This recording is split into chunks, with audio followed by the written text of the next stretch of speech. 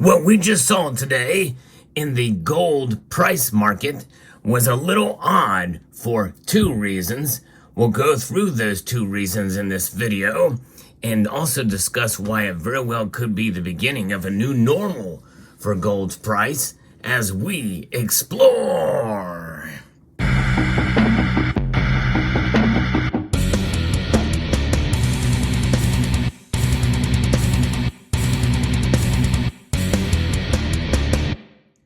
To some extent, what we are seeing is just an extension of what has happened in the past, but it is a little bit unusual in this market activity as the U.S. markets are down today due to the federal holiday President's Day, but also just due to the fact that there's other fundamentals at play that are really outstripping some of the other more normal fundamentals that we are accustomed to, such as the dollar index driving gold's price one way or the other.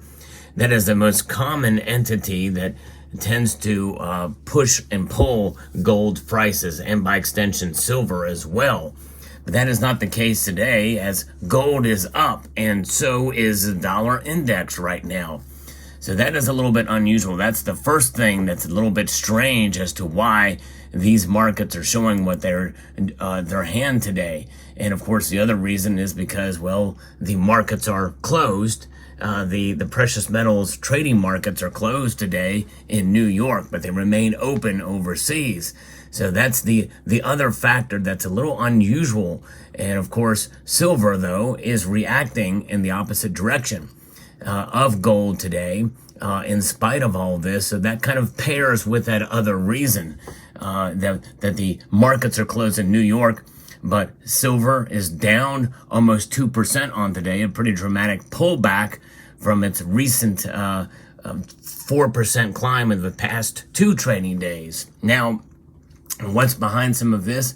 I think there are some greater fundamentals here, which is what has been propping gold up over the course of the last 6 months, 7 months, almost maybe even a year. Seeing gold's price continue to climb up dramatically to the point now where it has crossed the Rubicon of the all-time nominal highs. Now, in terms of its overall real dollar increases, gold still has some room to move to the upside. I mean, to the tune of, about $1,000 in order for it to reach its all-time high adjusted for inflation. Nonetheless, we know that gold and silver both react based off of multiple different scenarios. And I think that especially with what I'm about to report to you now here is going to be some indicator here. First, we're going to start with FX Street talking about today's activity as we see gold's price extend its gains for 3 consecutive days after last week's economic data from the United States revealed that inflation remains above the U.S. Federal Reserve's target. In fact, it's sticky and surprisingly so. The Consumer Price Index and Producer Price Index in January exceeded the consensus, catching traders off guard, which trimmed the odds of a Federal Reserve rate cut in March and May. And so that sponsored a leg up in the greenback, which has remained on the defensive since last week. And now we're seeing gold trading now at $2,018.40 as I record this video, moments before the Asian markets and the European markets close for the day.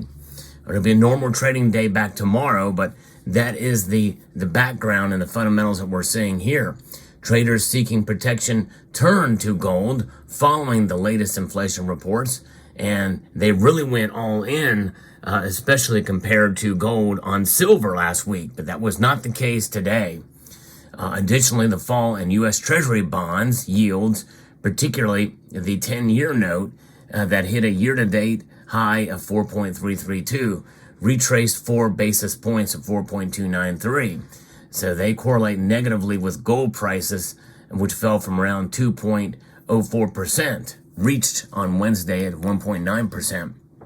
Now, the CME Watch tool, Fed Watch tool, sees traders expect the first 25 basis point, that's a quarter point rate cut by the Fed in June of 2024. I don't think it's going to be coming until July.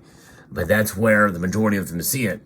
And now investors are pricing in a 97 basis points of easing throughout 2024. Now, the U.S. inflation reports from the U.S. or the inflation reports triggered a change in language from Fed officials who stuck to a cautious tone. Atlanta Fed President Raphael Bostic suggested that Fed is in no rush to ease anytime soon. And I am of agreement and have been on that mindset for a number of months now. Now, what else is affecting gold's price right now? China. We got news out of China that demand has set a record in January for this metal, for gold, for the month of January. Assets under management by Chinese gold ETFs have reached an all-time high. China ranks as the world's top gold consumer, and Chinese demand has significant impact on the global gold market. No question about that. Gold withdrawals from the Shanghai Gold Exchange hit 271 tons in January, the highest level on record.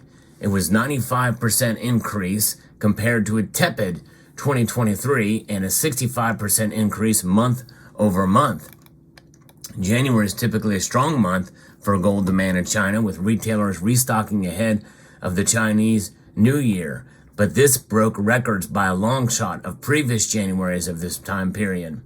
According to the World Gold Council, the high level of gold withdrawals from the Shanghai Gold Exchange reflects its positive outlook on gold demand around the Chinese New Year holiday.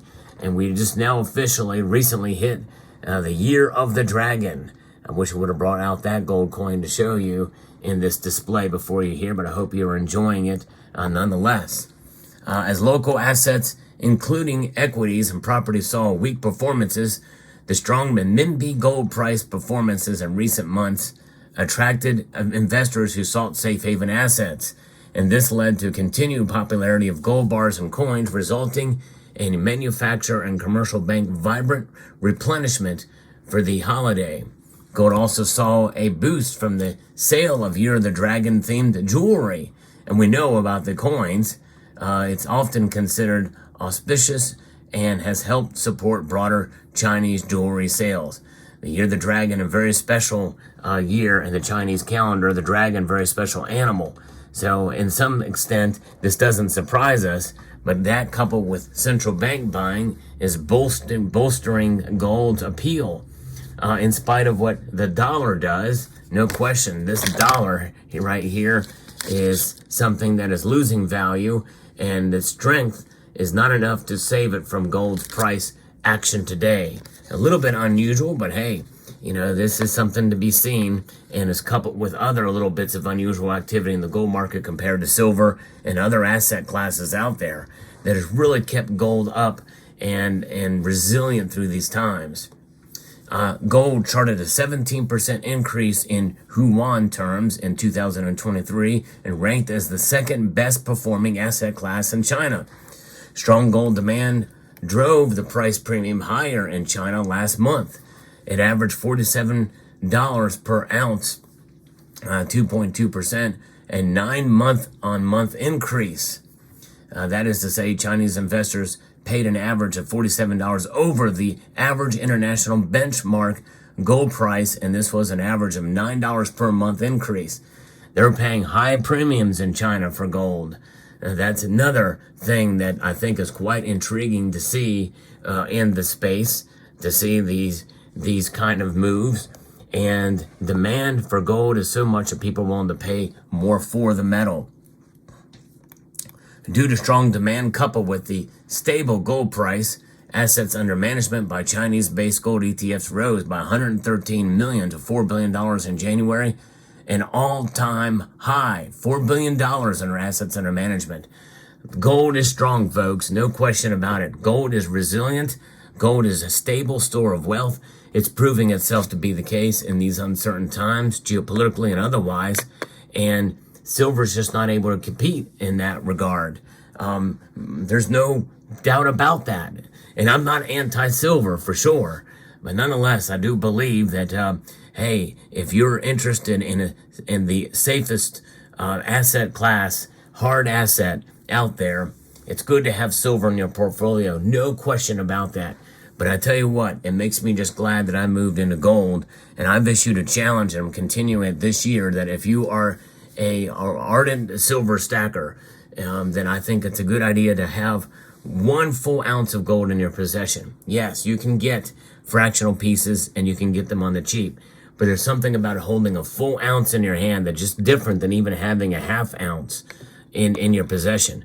But it teaches you something. It teaches you a bit of fiscal discipline that is not so often found these days, to save up, to weather the market conditions. If gold price continues to go up, you just hang on and hold tight. Even if you think it's the price increases are exceeding your ability to save, sooner or later you're going to find a dip in there, and you're going to be able to pull that trigger and make that purchase. And there's something about that I think is quite satisfying and makes you appreciate that full ounce of gold in your possession at any when that occurs. So there you have it. So there's your market report here for gold today. An unusual one on this holiday. Happy President's Day. I hope you found this video informative, insightful, and educational.